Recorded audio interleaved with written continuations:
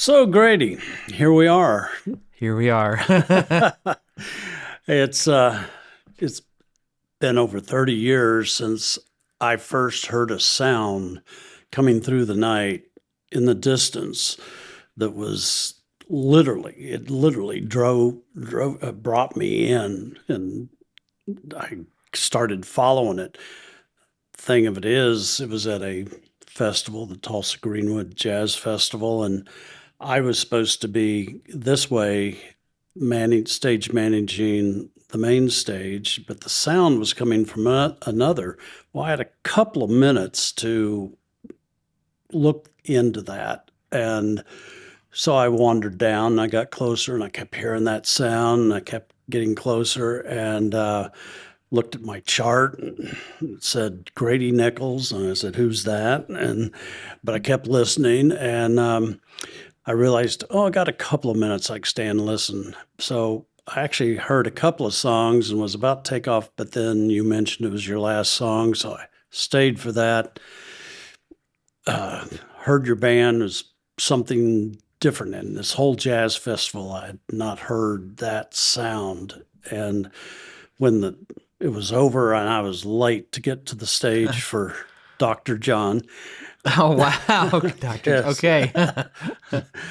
uh, I ran up on the stage. You just said thank you to the audience, and I put a card in your hand and said something like, "If you want some gigs, give me a call."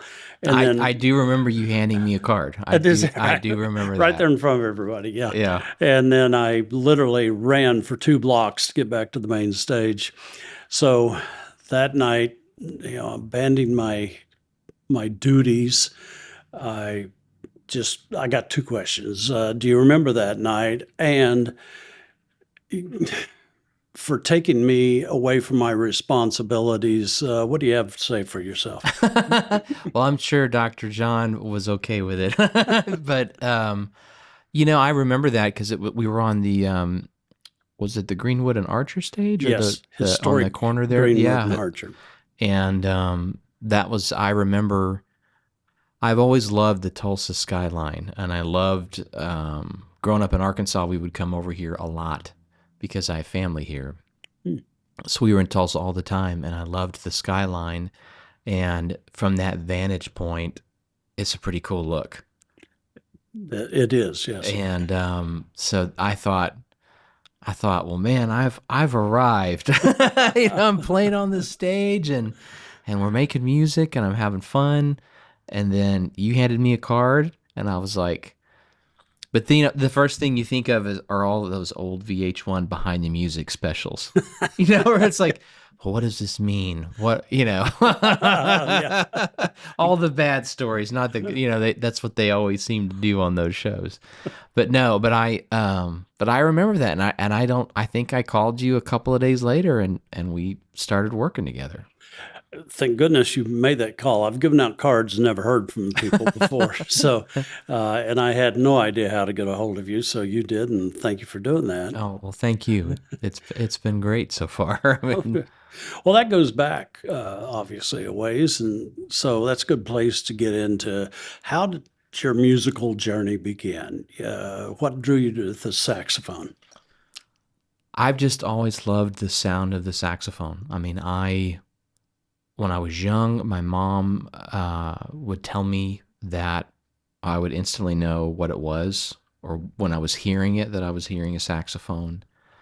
Um, and then when I would see people play the saxophone and I would hear jazz, and then growing up when I did as an 80s kid, it was the perfect time because you had David Sanborn and you had Kenny G, and they were both very popular, and saxophone was very popular in 80s music and 70s music and 60s music, really. I mean, and 50. I mean, it's kind of it's been around for a long time, and it's always kind of been a very signature sound and a signature instrument. And I just think for whatever reason, God just made my ears, perk up when I heard a saxophone. I understand that now.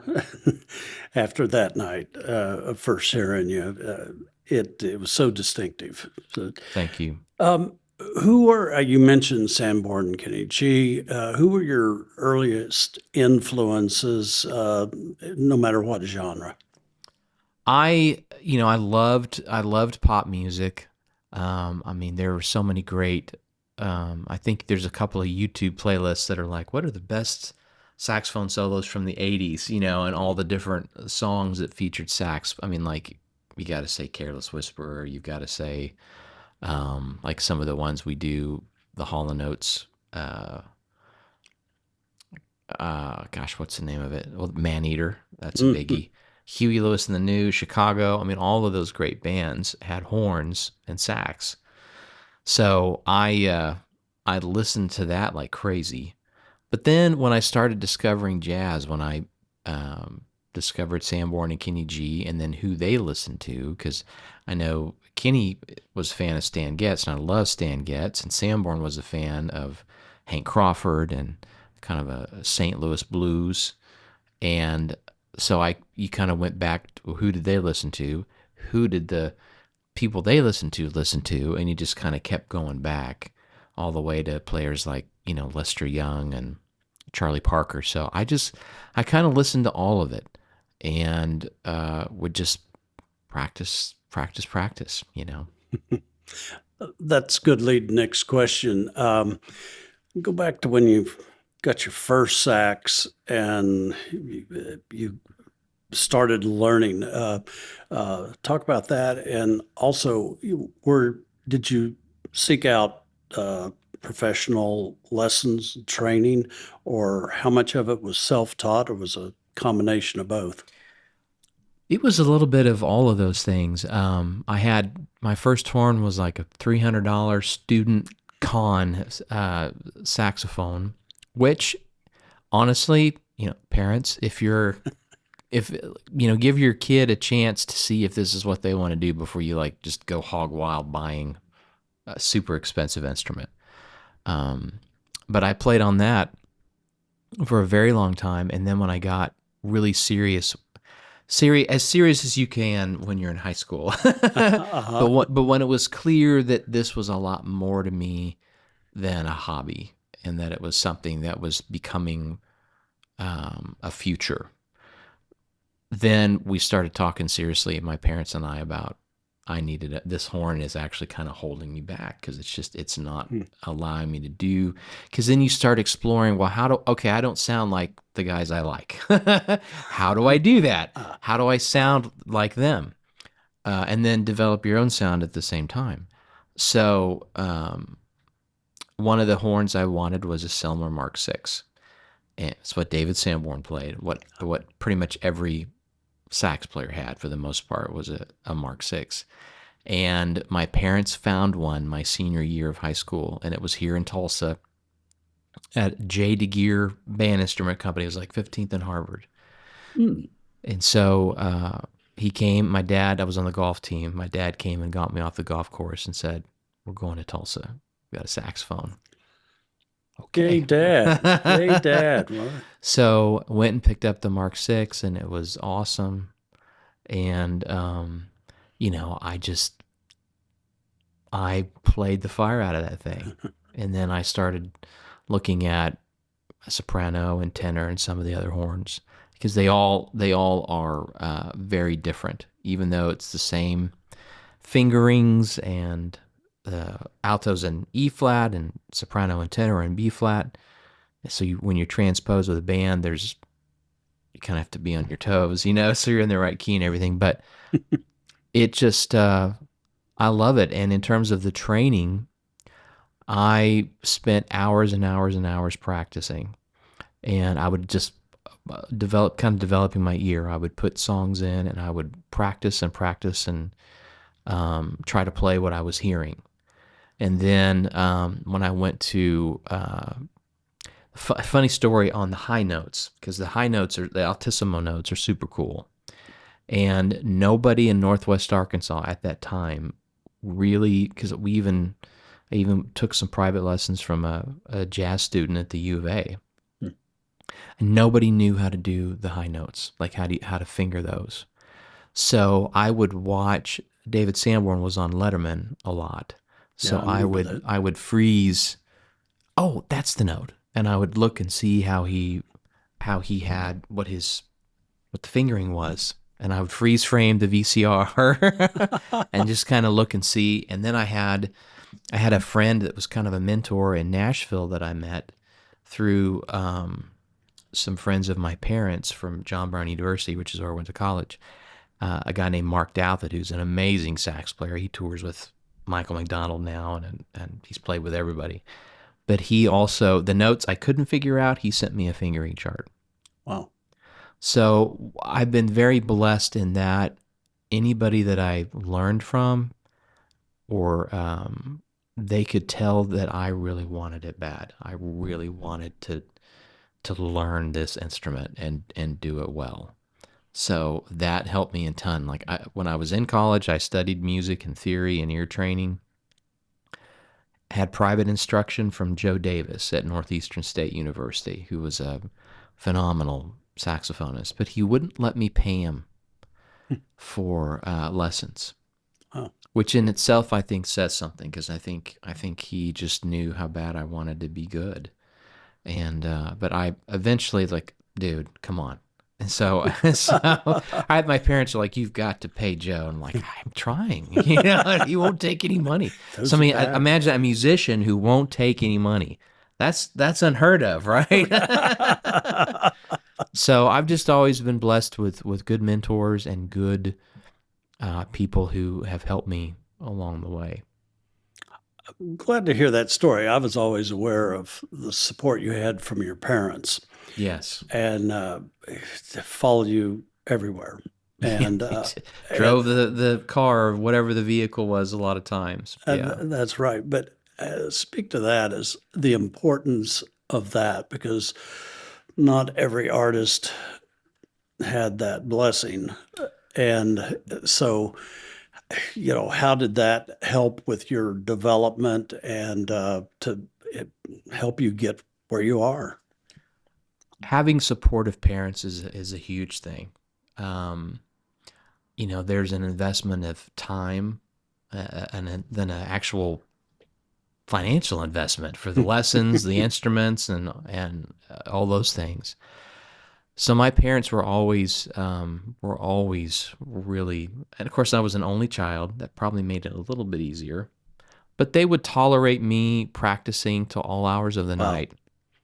And that's a sacrifice. my bedroom was right next to their bedroom. There's like a wall and a door and a closet that separated. So I mean, they were like right there, and I'm like blaring, blaring the stereo, and I'm just blowing, and I'm not really hitting the notes either because I'm trying to get these high notes, and they're not coming out. Ooh. And I can remember it was either my mom or my dad saying, "I don't think that's how it's supposed to sound." I don't think that's how it's supposed to sound. I'm like, no, Dad, it's not. I'm working on it. But they were always supportive. A lot of times, especially as we were getting going in my 20s, they would drive the band. My dad would just go and drive the band. You did some of that with us too back then. And one trip I remember St. Louis with your dad. So yeah, Yes. Yeah. And we had yeah, to hustle home because my wife was pregnant, that's and it was right. like, could happen anytime when our We baby was going drove to be all born. night, got back home in the wee hours. Yeah. Yeah, I remember that. But I think I mean, music is a risky business. Music is a challenge in Mm, in our environment because you have to look at any business as where's the revenue come from. And getting a start in this business now is very challenging because it's, everybody's posting everything on social media and, hey, look at me, look at what I can do. mm. Everybody's doing that. So it's really hard to stand out. And so I think having great parents who are patient and realize that, because they also did things where we went to Nashville and met with a booking agent, and the booking agent was like, "This is a really hard business. I don't know if you really want to do this." I almost feel like, did you guys talk to him ahead of time, or like there was a setup of This is really hard. Okay, thanks. Kept going. Kept And then I going. think once they saw that, they were like, okay. That sounds like that had to be around the period where you might have made that decision, that dedication, commitment to making music your life choice, your career choice. The Mhm. uh, is that was that about the time it you? I mean, when was that moment you go, I'm going to be a musician, a professional musician? It was in college when that light bulb went off because I had a lot of people tell me in high school, that hey, you're really good. We like what you're playing, and but you could tell that to somebody playing basketball or anything else doesn't mean they're going to keep, I mean they're going to keep going with it. So when I got into college and had a band, and then we were getting hired to go play places, hmm, people are actually willing to pay for this. That's when I started thinking about it more so in that respect. But I also think it's super important to point out that there is not one path that allows you to do this. There's a multiple ways that you can do music. And it doesn't even mean that you're necessarily a full-time musician or that this is, it used to be people would say you got to go all in. And there's some truth to that where you just go all in and you have to make it work.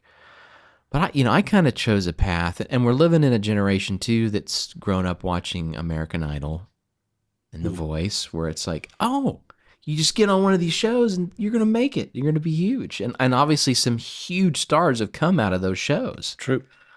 But, for 99% of everybody else, we're weekend warriors.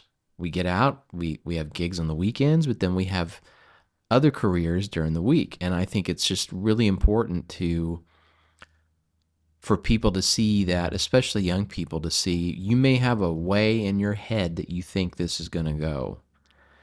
Throw that out, be open to other possibilities because it's nice to have a career in something else. Now, for me, it was television. I've been in marketing and advertising and sales the whole time I've been doing music. So I've had two careers, but they both have complemented each other because I've learned about marketing and I've learned how to apply those same principles to music. So, but I had to be open to that idea of having a day job, and then my night job. So it all really boils down to is what you're doing making an impact for yourself and for the people that are listening to your music. Because I think first and foremost, music has to fulfill something in you as an artist. Anybody that's an artist, whether a painter or a writer, it's because you're wanting to get something out that's inside you. You want to communicate something, express yourself in your chosen art form. And so part of it is a big part of it is a personal satisfaction of, okay, I put this out, I'm proud of it, this is me. It's also scary to do that because, like, what if they don't like me? What if they're like, yeah, this Yeah. is terrible, So it's very unnerving. I still get nervous every time I put out new music because you just don't know. I like it. I don't know if anybody else will, but I like it. But that's part of it. You have to like it. And then if you're blessed enough for other people to like it, then that's a win. But then you also have to be open to good critiques, good advice where maybe somebody says to you, that's really not a good song. I mean, my demo with Jeff Lorber, I walked in with, I don't know if I've told you the story. I walked in with a 10-song CD. We're in his studio in Pacific Palisades. And this is basically if he'll produce me. We're talking Oh, about him producing Sophistications, what it turned out to be. He just didn't like any of the songs. Like, we put it in, and first song, he's like, we made it through maybe 10 seconds. Nope. Next song. nah, and it was just like, and I'm like, oh, so Oh, I'm imagining myself melting, and yeah, because your I soul love is good. Jeff Lorber, and we've become really good friends over the years. But he liked my playing, and he said, let's just do something new. Let's just start over and write together. Like, Wow. okay, yeah, that sounds great. So, but you have to be open to that kind of feedback, because a lot of those folks that are on those shows, they come off and I'm like, well, those judges don't know what they're talking about. I'm like, Uh, well, kind of think they do, because they're there and you're here. And you have to listen to those kind of critiques from people who know. And that was an example of Lorber saying, these aren't, for what you want to do with me, these aren't the songs we need to be doing. Okay. and you didn't just pack your bags and head out and No. say, I'll never listen to him again. Yeah, no, no, no. I was like, teach me, help me learn more.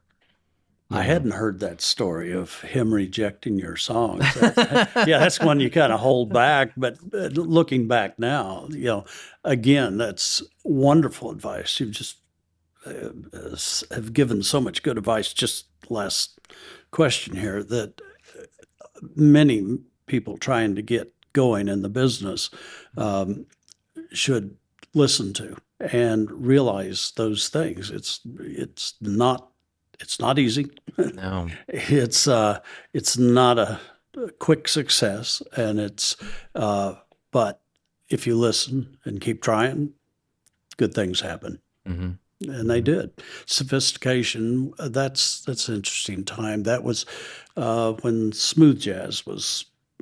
I know, at least around Tulsa, that was really hitting hard around then, and that was it was like you saying, "Oh, smooth jazz, okay, all right, I got that. Here we go." And Sophistication's still one of my favorite albums you've done. Uh, I thought it gave smooth jazz pizzazz. Oh, thanks. Thank you, I John. really like that one.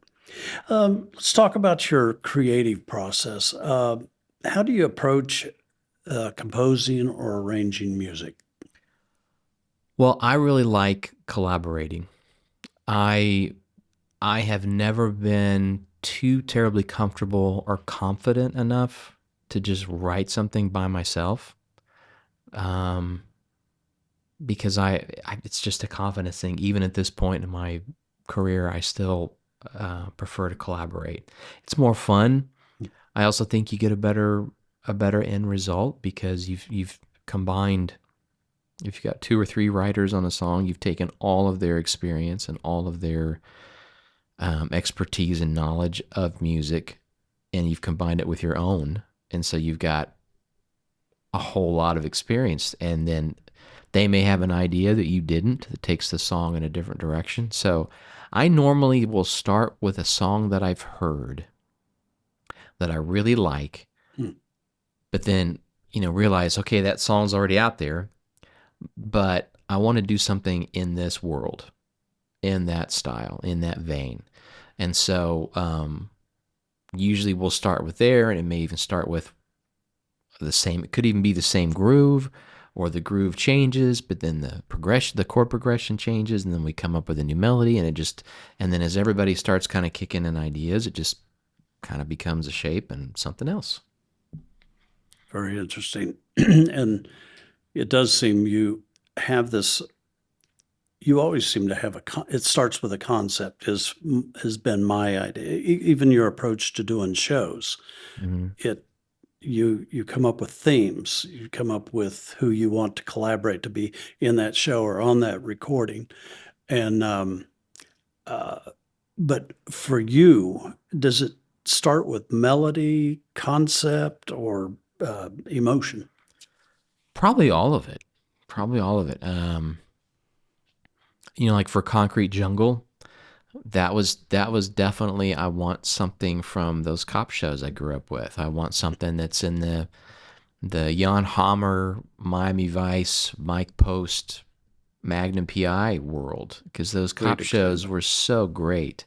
And the music was such a big part of those shows, because TV is done so differently today. With streaming, you've got about maybe 10 episodes, whereas then you had 22 or 24 was a full season. So they had time. They had time to drive the car around, and look cool and be Listen to moody. music. Yeah. Yes, and have music in it. Now it's like you have a story and you've got 10 or 12 episodes or less to get it done. So it's just different. But for Concrete Jungle, I really wanted to tap into that. So that I guess started with a concept, and then we figured out how can we keep it modern, but yet have a little of that retro kind of throwback vibe to it. It that seems constant with from as long as I've known you with your approach to music. From my view, a little more certainly on the outside. I'm never involved with any of the creative process. It's Right. you create it and then you bring it. And what can you do with this? So it's and you use you're very aggressive about more so than a lot of musicians I've ever known about having your own ideas and marketing plan. I think that goes right back to your strengths in those abilities, and it it's that's always seemed a constant to me. But has your approach to writing or playing the saxophone evolved in your mind over the years? I think so. I think you definitely hope that your playing has, because you don't want to just sound the same. I'm always trying to get better, because I mean it really is a lifelong. I think if you ever feel like you have, okay, I'm good, well then it's a quick roll of the boulder to the bottom, Quick because descent. Yeah. yeah, because I feel like if you ever think that, then your art's gonna suffer, your playing's gonna suffer, and you never want someone to come to one of your shows and say, "Yeah, he didn't play as good as he used to." Never want to hear that. Never want to hear that. Ooh, So you're always striving to improve and learn. But and then the songwriting too. I mean, songwriting changes. Um, People's attention spans with streaming has changed, because now most songs could be. You may have one that's 2.5 minutes, 3 minutes. With jazz, that's not necessarily what you do, because there is an element where they want to hear improv. They want to hear, hmm, what you're going to do. So, but sometimes, again, depending on the concept, will determine what you write. very good. Um, so you went from northwestern Arkansas, Siloam Springs, on a farm. I think you even once told me that on a dirt road. Uh huh. And one Three day, houses on our dirt road at the time. that many, huh? Crowded. Uh, and but you made the journey to the big city, Tulsa, Oklahoma. Uh, and then you've based yourself here. Mm-hmm. Uh, how has Tulsa had an effect on your view of music, your approach to music, or just creating a sound? I think Tulsa's had a huge impact on my sound and my music. Really, too, because of a lot of the opportunities that I've had here. Um, I wouldn't have gotten to open for Ray Charles, Pavarotti, if I lived in Nashville. I mean, could have, maybe, but there's so many other people in Nashville or LA or New York that this has been a wonderful place to have opportunities. Some you can go out and create on your own, and there's support for that if you've got a good idea. But then, some of the promoters that I've had a relationship with over the years have put me in front of some really great, really great acts that those opportunities aren't really around anymore. So I've benefited tremendously from this being in the Midwest, South. There's tons of places to play that are within driving distance. So it's easy to get to Kansas City or Dallas or wherever and play. And and we do, and it's a lot of fun. But Tulsa's home. My dad grew up here. I have great memories of coming over to Tulsa to see my cousins and my uncle and my grandparents. They all here in Tulsa. Very good. Um, what, there's Tulsa is known as a music city, Mm-hmm. and it covers many genres. And but the jazz scene has ebbed and flowed, and currently, I think there's some very good opportunity here. And but what do you see out of what's your thought about the Tulsa jazz scene? That's a hard question to answer because part of it is just jazz is such a big word because it's like when you say jazz. I'll give you an example. So when we were supposed to be playing an event in a couple of weeks, and somebody commented, "He's too smooth for me." So I just kind of quipped back and said, "Well, come to my show. I might change your mind." Yeah. Just Uh, trying to have a little fun. And as it turned out, this person was a fan of bebop. And I'm like, "Yep, I'm not your guy for that. I'm not. I'm not. There's plenty of other great players in town that they can bebop all over the place." So I think part of the jazz scene is that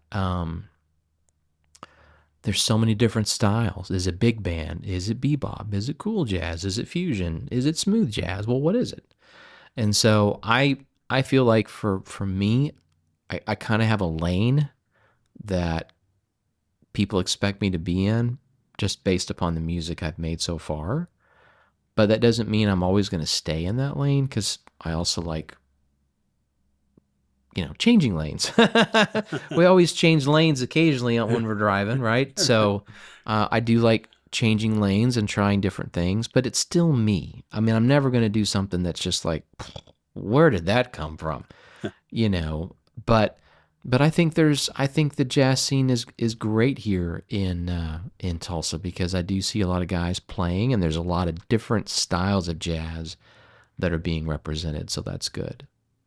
you talked earlier about collaboration and your love of doing that, and that's something I've always admired with what you do because and you cross over extremely easy. You and your band, I've seen you cover so much of the genres, and that's to accommodate uh, great singer, vocalists, or instrumentalists that you would perform with. How has